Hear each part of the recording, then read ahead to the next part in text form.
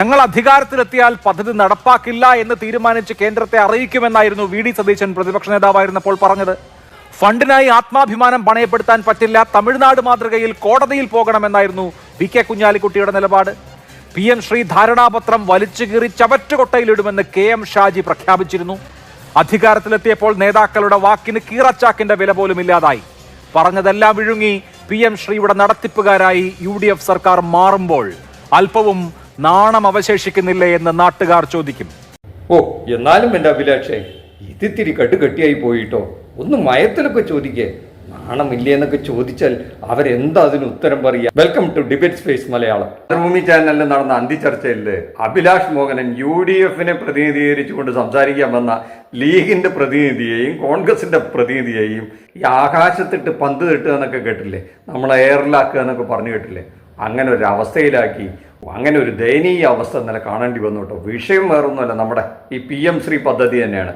പണ്ടവിടെ കുപ്പത്തൊട്ടിയിൽ വലിച്ചെറിഞ്ഞതും പിന്നെ അതെടുത്തിട്ട് അറബിക്കടലിൽ വലിച്ചെറിഞ്ഞതുമായ ഒരു PM ശ്രീ പദ്ധതി ഉണ്ടല്ലോ. ആ പദ്ധതി ഇപ്പോൾ അവർ അറബിക്കടലിലൊക്കെ മുങ്ങിത്താണ് അതിനെ പൊക്കി എടുത്തുകൊണ്ട് വന്ന് കുളിപ്പിച്ച് സുന്ദരനാക്കിയിട്ട് ഇപ്പോൾ ഇവർ നടപ്പിലാക്കാൻ പോകുന്നു എന്ന വിവരം നമ്മുടെ UDF കൺവീനർ അടൂർ പ്രകാശ് ഇന്നലെ നമ്മുടെ മാലോകരോട് വിളിച്ചു പറഞ്ഞു.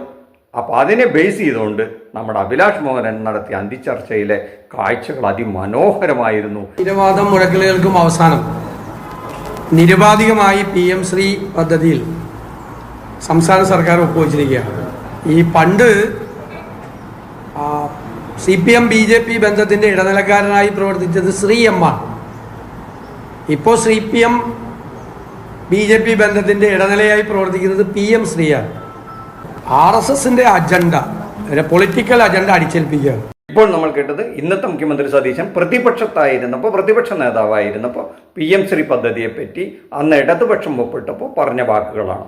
അന്ന് BJPക്ക് വേണ്ടിയാണ് അത് ഒപ്പിട്ട് കൊടുത്തത് എന്നാണ് ആക്ഷേപിച്ചത്. VR അനൂപ്, ചോദ്യമൊന്നുമില്ല, ന്യായീകരിച്ചോളൂ. അല്ല, അങ്ങ് പറഞ്ഞ ഒരു കാര്യം ശരിയാണ്. വളരെ കൃത്യമായി പ്രതിപക്ഷത്ത് കോൺഗ്രസ് പാർട്ടി എടുത്ത ഒരു നയ സമീപനമുണ്ട്.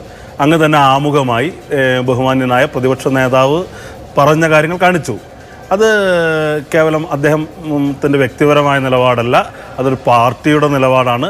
ഞങ്ങൾ ഉൾപ്പെടെയുള്ള ആളുകൾ അങ്ങടക്കം നയിച്ച ചർച്ചകളിലിരുന്ന് അതിനെക്കുറിച്ച് പറഞ്ഞതാണ്. അതൊരു സംഘപരിവാർ പ്രൊജക്റ്റാണ് എന്ന് ഞങ്ങൾ പറഞ്ഞിട്ടുണ്ട്.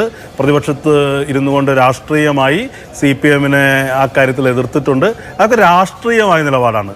നമുക്ക് നമ്മുടെ അഭിലാഷിന്റെ കുറുക്കി കൊള്ളുന്ന ചോദ്യത്തിന് മുമ്പിൽ അതും പഴയ VD സതീശന്റെ പ്രസ്താവന അടക്കം എടുത്ത് കാണിച്ചുകൊണ്ട് ഈ വിധത്തിൽ ചോദിച്ചു കഴിഞ്ഞാൽ പാവം അനൂപിന് മറ്റെന്ത് ചെയ്യാൻ പറ്റും? ഇരുന്ന് വേർക്കുക അല്ലാതെ എന്ത് ചെയ്യാൻ പറ്റും? ഇതിൽ പരം വേറെന്ത് മറുപടിയാണ് പറയുക? അത് കേവലം വ്യക്തിപരമായിരുന്നില്ല, ആ പാർട്ടിയുടെ അഭിപ്രായമായിരുന്നു എന്ന് ഇദ്ദേഹത്തിന് സമ്മതിക്കേണ്ടി വരികയാണ്. പിന്നെ എന്താ ചെയ്യാൻ പറ്റുക?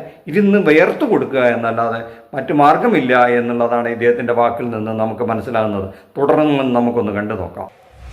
ഈ സർക്കാർ അധികാരത്തിൽ വന്നാൽ ഗാന്ധിജിയെ തള്ളിപ്പറയുന്ന, നെഹ്റുവിനെ താഴെ ഇറക്കുന്ന ആ പാഠപുസ്തകങ്ങളിലേക്ക് നെഹ്റു കയറി വരും, ഗാന്ധിജി കയറി വരും. CPMകാര RSSും നിങ്ങളും തമ്മിൽ ഡീലുണ്ടാക്കിയ PM ശ്രീ എന്ന പദ്ധതി വലിച്ചു ചവറ്റുകൊട്ടയിലേക്ക് ഞങ്ങൾ എറിയും. അങ്ങനെ ഒരു RSSന്റെ പാഠപുസ്തകമൊന്നും മലയാളി പഠിക്കണ്ട.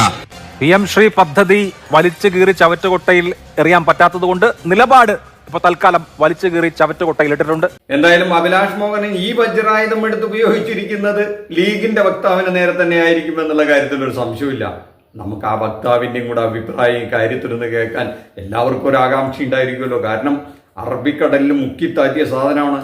അതിനവിടെ നിന്ന് പൊക്കി എടുത്തുകൊണ്ട് വന്ന് കുളിപ്പിച്ച് ഇപ്പൊ സുന്ദരക്കുട്ടപ്പനാക്കിയോ എന്നുള്ളൊരു കാര്യം നമുക്ക് അറിയണ്ടേ? ഒന്ന് കേട്ടു നോക്കാം. അല്ല അഭിലാഷ്, ആദ്യം തന്നെ നിങ്ങൾ മുൻധാരണയുടെ അടിസ്ഥാനത്തിലാണ് കാര്യങ്ങൾ പറയുന്നത്. ഞാനിപ്പോൾ നിങ്ങൾ വെച്ചിട്ടുള്ള ഷാജിയുടെ പ്രസംഗം തന്നെ അടിവരയിട്ട് പറയുന്നു. ഷാജി പറഞ്ഞ വാചകത്തിൽ നിന്ന് പിറകോട്ട് പോകേണ്ട ഒരു സാഹചര്യം ഇന്നുണ്ടായിട്ടില്ല. ജവഹർലാൽ നെഹ്റുവിനെ മാറ്റിയിട്ടുള്ള, മഹാത്മാഗാന്ധിജി ഇല്ലാത്ത പാഠപുസ്തകങ്ങൾ കേരളത്തിൽ പഠിപ്പിക്കില്ല.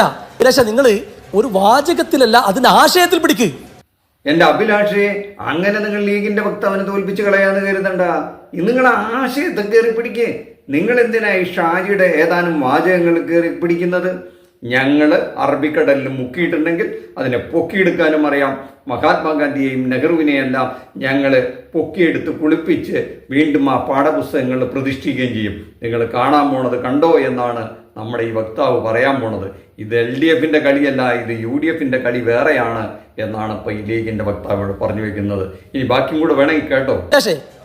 PK കുഞ്ഞാലിക്കുട്ടി സാഹിബ് ഈ PM ശ്രീ പദ്ധതിയിൽ 2025 ഒക്ടോബർ 16 ഇവർ തലയിൽ മുണ്ടിട്ട് പോയി ഒപ്പിട്ട ശേഷം കുഞ്ഞാലിക്കുട്ടി സാഹിബ് നിങ്ങളെ പോലെയുള്ള മാധ്യമ പ്രവർത്തകരോട് അന്ന് പറയുന്നുണ്ട്, പ്രതിപക്ഷത്തിരിക്കുമ്പോൾ പറയുന്നുണ്ട് എന്താണെന്നറിയോ, ഫണ്ടിന് വേണ്ടി കേന്ദ്ര സർക്കാർ ഫണ്ട് കിട്ടണം, ഫണ്ട് അവകാശമാണ്, പക്ഷെ ആ ഫണ്ടിന് വേണ്ടി നമ്മൾ ആത്മാഭിമാനം പണയം വെക്കരുത് എന്നാണ് അന്ന് കുഞ്ഞാലിക്കുട്ടി പറഞ്ഞത്. താങ്കൾ പറഞ്ഞ ഡേറ്റിലാണ് അതിന്റെ മുഴുവൻ രൂപം ഇവിടെ ഇരിക്കുന്നുണ്ട്. M ഷാജിയുടെ ഒരു പ്രസംഗമാണ് നിങ്ങൾ പലപ്പോഴും ഇതിന് എടുത്തു കാണിക്കുന്നത്.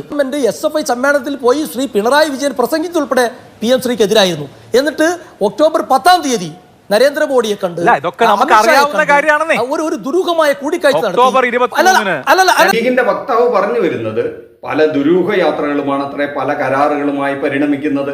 അതിപ്പോ ഈ അടുത്ത കാലത്തായിട്ട് ചില ദുരൂഹയാത്രകളുടെ കഥകളൊക്കെ നമ്മൾ ഇപ്പോഴും കേൾക്കുന്നുണ്ടല്ലോ, ചില മംഗലാപുരം യാത്രകളൊക്കെ. അപ്പൊ അതിന്റെ ഫലമായിട്ടാണോ ഇത്തരം കരാറുകളൊക്കെ വീണ്ടും ഈ അറബിക്കടലിൽ നിന്ന് പൊങ്ങി വന്നത് എന്ന് നമുക്കറിയില്ല. എന്തായാലും നമുക്ക് ബാക്കിയും കൂടെ ഒന്ന് കണ്ടു നോക്കാം. മുസ്ലിം ലീഗിനെ കൊണ്ട് PM ശ്രീ നടപ്പാക്കിയുമുള്ള സന്തോഷത്തെക്കാൾ വലുതായില്ല എന്നാണ് BJP പറയുന്നത്. അത് കേരളീയ വിദ്യാഭ്യാസത്തിന് ഗുണകരമായ രീതിയിൽ ചരിത്രത്തെ വളച്ചൊടിക്കാതെ കാവ്യവൽക്കരണമില്ലാതെ നടപ്പിലാക്കും. നിങ്ങളൊന്ന് കാത്തിരിക്കി. ഈ ലീഗിന്റെ വക്താവിന്റെ ഈ തമാശ കേട്ടിട്ട് കോൺഗ്രസ് വക്താവ് അനൂപിന് പോലും ചിരി വന്നുപോയി. ആ കാഴ്ചയാണ് ഇപ്പൊ നമ്മൾ കണ്ടത്.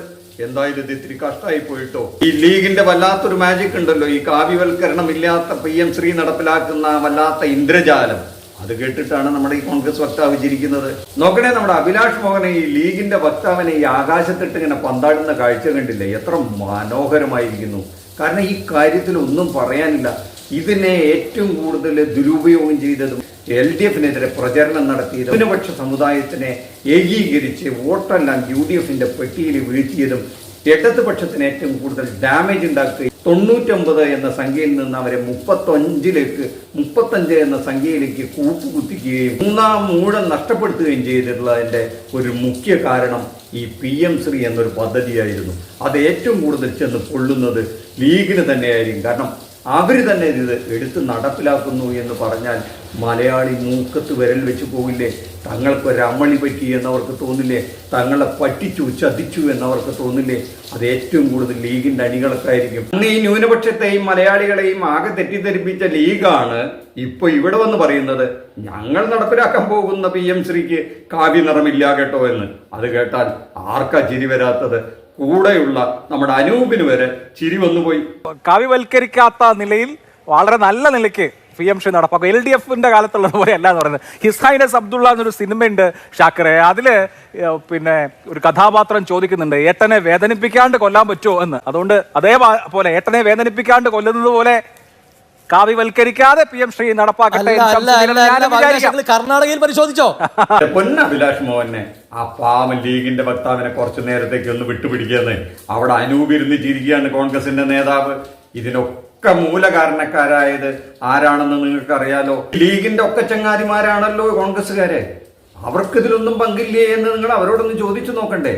ഈ ഇന്ത്യയിലെ എല്ലാ സർവകലാശാലകളുടെയും വൈസ് ചാൻസലർമാരായ RSSകാരെ നിയോഗിക്കുകയാണ് തുടങ്ങി. എങ്ങനെയാണ് RSS ഇന്ത്യൻ വിദ്യാഭ്യാസ രംഗത്തിൽ ഇടപെടുന്നത് എന്നാണ് രാഹുൽ ഗാന്ധി ഇന്നലെ എന്ന് പറഞ്ഞാൽ UDF തീരുമാനമെടുത്തതിന്റെ തൊട്ട് തലേന്ന് പാർലമെന്റിൽ പ്രസംഗിച്ചത്. എനിക്ക് ഈ രാഹുൽ ഗാന്ധിയെ കാണുമ്പോൾ രാംജു റാവു സ്പീക്കിംഗിൽ മുകേഷിന്റെ അമ്മയായിട്ട് വരുന്ന സുകുമാരി കാറിലിരിക്കുന്ന ആ രംഗമാണ് ഓർമ്മ വരുന്നത്. നിങ്ങൾ ഇത് നടപ്പാക്കാൻ തീരുമാനിച്ച വിവരം ആ മനുഷ്യനെ അറിയിച്ചോ? ഒരു സംശയവുമില്ല.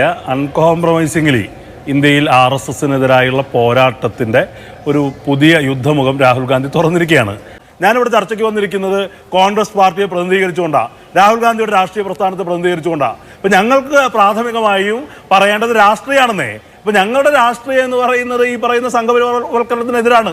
പക്ഷേ ഈ പറയുന്ന ഒരു കരാർ ഏർപ്പെട്ടതിന് ശേഷം അത് പിന്മാറാൻ കഴിയാത്ത സാഹചര്യം എന്ത് എന്നുള്ള അതിൻ്റെ ഭരണപരമായി അത് അനിവാര്യമാക്കുന്ന നിസ്സഹായമായ സാഹചര്യങ്ങളുണ്ടെങ്കിൽ അത് ബന്ധപ്പെട്ട ആളുകൾ വിശദീകരിക്കുന്നു.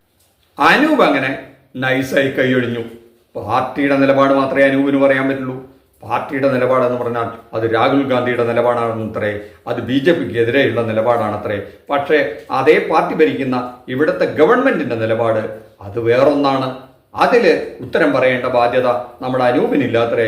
ഇതൊക്കെ കേട്ടിട്ട് നമ്മൾ മലയാളികൾ ഉറക്കെ ചിരിച്ചോളൂ എന്നല്ലാതെ നമുക്കെന്ത് പറയാം. ഈ ലീഗ് ഇങ്ങനെ ഒരു തീരുമാനം എടുക്കാനുണ്ടായ കാരണം പണ്ട് ഇതേ ഷാജി പറഞ്ഞ കാരണമായിരിക്കുമോ എന്നുള്ളത് നമ്മുടെ നാട്ടുകാർ ചിന്തിച്ചു നോക്കട്ടെ.